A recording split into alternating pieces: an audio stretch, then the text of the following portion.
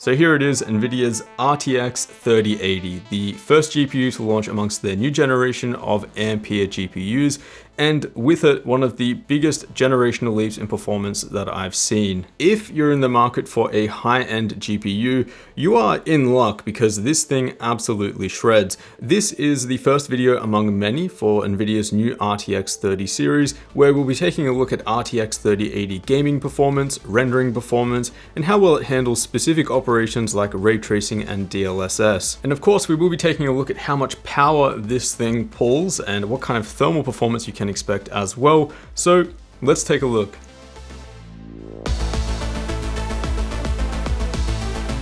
Now, most of you are probably familiar with what's going on here with the RTX 3080 on paper. After all, there has been a ton of hype over this new series, and rightfully so. But for those who aren't familiar with what's going on here, let's quickly breeze over the specs and how they compare to last generation. The new 3080 is built on a smaller 8nm manufacturing process and features some big architectural changes. Programmable shaders on Ampere can now do 2 shader calculations per clock as opposed to 1 on Turing.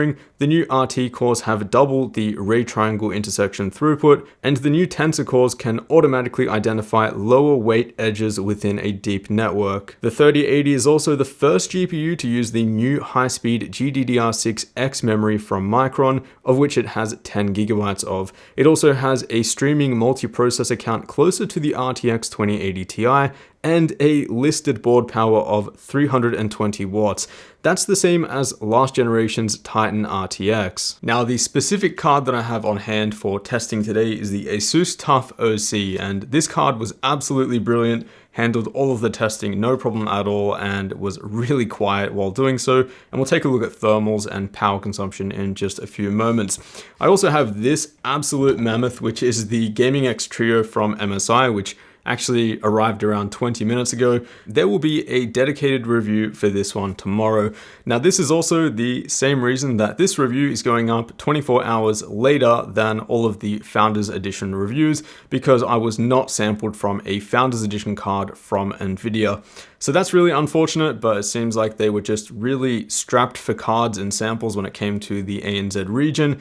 And yeah, we were not sampled with a card. I am doing my best to try and buy one over here, but that is not looking so great so far. So I do have to give a huge thanks to both ASUS and MSI for organizing some aftermarket cards for me, especially ASUS, who were able to organize a card very quickly and basically made this performance review possible. I can also say that the TUF OC model they sent over was exceptionally good. This card does have a factory overclock over the Founders Edition though, as well as a 20 watt higher TDP, bringing the total board power on paper to 340 watts.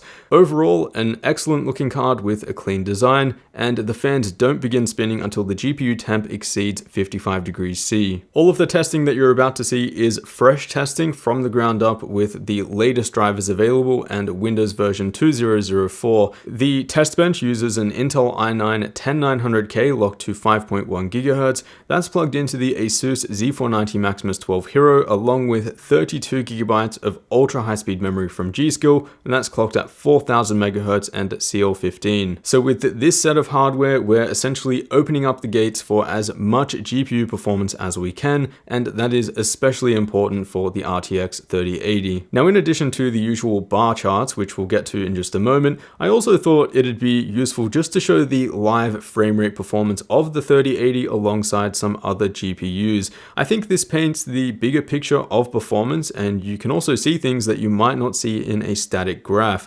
Also, all of this footage was recorded with an external recorder, so there's no performance penalty of the recording itself that you'd get from something like Shadowplay or OBS. So here specifically, we're looking at the generational improvement between the GTX 1080, the RTX 2080, and the new RTX 3080, and it's clear the 3080 is a big leap ahead. It's just in a completely different league. Now, we're running a fairly demanding set of quality settings here. The game is near maxed out at 14 1440p, and that's why some of these GPUs are struggling so hard. I will likely lower these settings to something more realistic for our RTX 3090 review. But even when we compare it to the $1,200 2080 Ti from last generation, the new $700 3080 is over 30% faster in Red Dead Redemption 2 and a massive 75% over the standard 2080. So the RTX 3080 is very, very quick, and as a 2080 Ti owner myself, of course you can't help but feel a bit of buyer's remorse, but it's important not to hold on to that. Technology moves quick, and the fact that this level of performance is here in the first place is a great thing. In Rainbow Six, the 3080 averages over 185 FPS at 4K resolution, which makes it 35% faster than the 2080 Ti and 70% faster than the 2080. That performance carries strong into 1440p. This thing can maintain above 300 FPS at 1440p max quality, no problem. It's important to remember that this isn't even the fastest card in their lineup. The $1,500 RTX 3090 launches next week, so keep the perspective of what this card actually is. It's a successor to the 2080, and for that amount of money you are getting a lot more performance. Now, the 2080 received a lot of humiliation at launch for barely being faster than the $700 1080 Ti before it, which does make this performance leap for the 3080 look a lot better in comparison. But the performance margins here definitely make up for that gap in my opinion. And what I mean is, over the last 2 years of GPU releases from both AMD and Nvidia, I've become really accustomed to climbing into the graphs and really digging into the data to find the differences. But here, just by watching it run alongside two of the fastest GPUs from last generation, you can see that it's a clear big jump. Thanks to that faster GDDR6X memory, performance specifically at 4K is where the 3080 stretches a bit further beyond the 2080 Ti and the 2080. In Shadow of the Tomb Raider, the 3080 is 28% faster than the 2080 Ti at 4K, but quite a bit less when we drop the resolution to 1440p. In Death Stranding, the RTX 3080 maintains some really nice frame rates in 4K resolution, whereas the 2080 sits a lot closer to that 60 FPS mark. That's a night and day difference in terms of gaming experience. And again, we do see much better performance scaling for the 3080 at higher resolutions versus last generation. Against the 2080 Ti, it's 28% faster at 4K, but 20% faster at 1440p. Still though, this is an excellent GPU for either resolution, with a clear leap ahead of anything that we've seen yet, but 4K gaming specifically is where it really excels. So if you game on a 4K monitor, or maybe you're a couch gamer and you prefer a 4K TV, the 3080 will be a noticeable upgrade over pretty much anything, even a 2080 Ti. In Battlefield 5 at 4K ultra settings, last generation's RTX 2080 will have some moments where it dips below 60 FPS, but that just isn't going to happen on the new 3080. Now, for those that were expecting double the performance over the RTX 2080 because of what you might have seen in Nvidia's own charts or some early sponsored reviews, you just need to reset your expectations and look at these numbers with some fresh eyes. Manufacturers will always overpromise on their product, and sponsored reviews will never really show the full picture because they aren't really allowed to, and it's important to never buy into that 100%. Now, the 30 series are supposedly packed with more compute horsepower for ray tracing and AI operations, so that's something that I was really interested to test with Control. This game looks seriously phenomenal with RTFX enabled, and by enabling DLSS, you can entirely recover that performance drop back. Now, this game is absolutely brutal at 4K, and this illustrates how much of an upgrade the 3080 is over something like a GTX 1080 or Vega 64. Those two cards are absolutely crippled at 4K, whereas the 3080 is at least playable, with plenty of room to reduce the settings a little bit and obtain a higher frame rate. When we take a look at RTX performance scaling versus some of the cards from the 20 series, the RTX 3080 gains a 5.3% boost with both ray tracing and DLSS enabled. The 2080 Ti gains a smaller 3.2% boost, and the 2080 actually loses around 2.7% of frame rate performance. So it's safe to say that the 3080 does pack more RT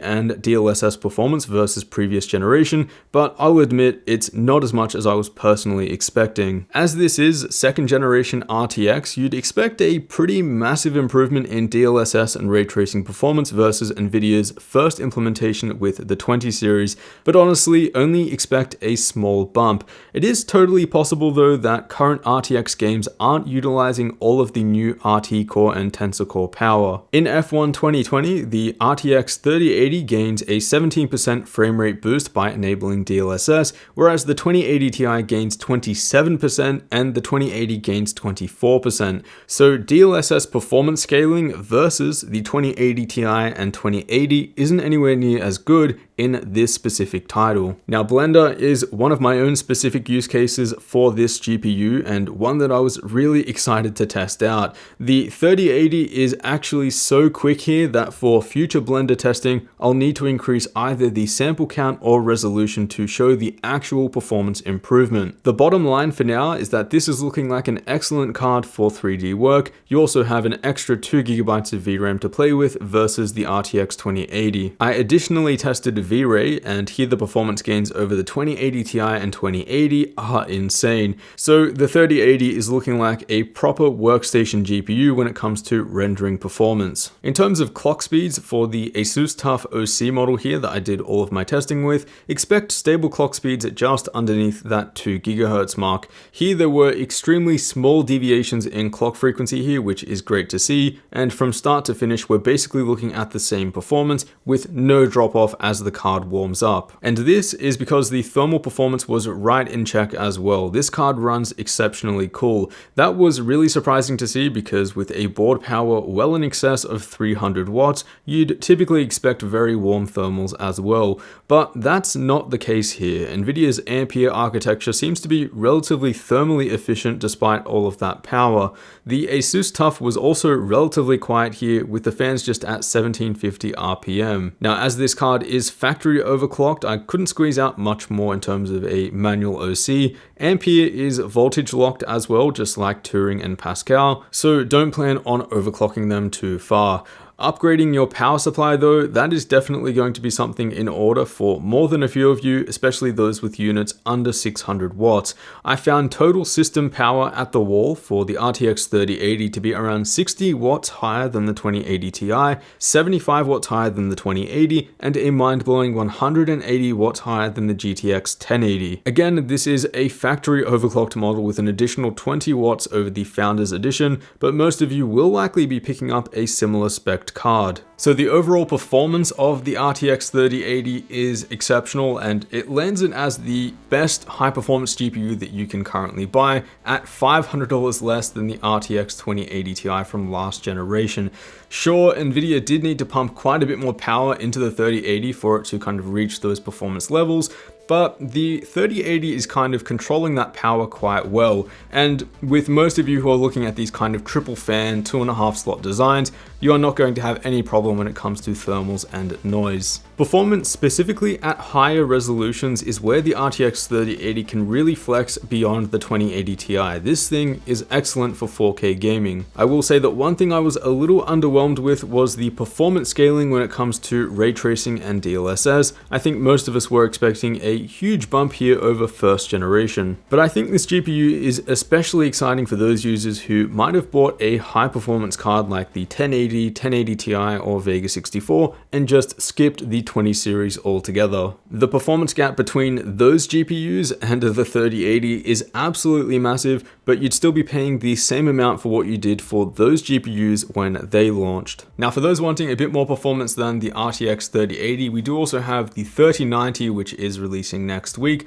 although for significantly more cash, $1,500 US. And then we do of course have the $500 RTX 3070, which should offer some pretty exceptional value.